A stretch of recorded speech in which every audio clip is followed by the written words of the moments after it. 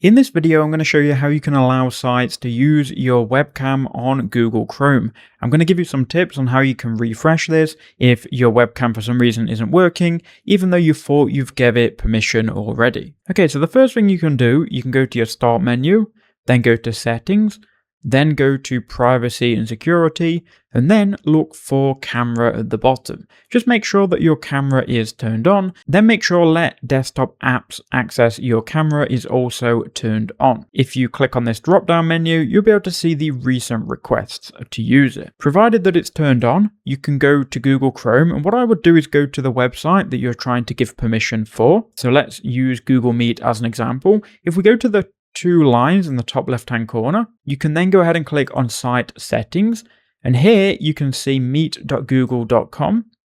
We can go ahead and allow the camera to be used, or we can reset the permissions if we've allowed it previously but it isn't working for some reason. You can then go back and you'll be able to see all of the sites here, or if you just go to Privacy and Security, then go to Site Settings, and then click on Camera, you'll be able to see all of the sites that you've gave permission. You can go ahead and remove permission if you want to. If you remove permission, it should then ask you again if you want to use your webcam or not.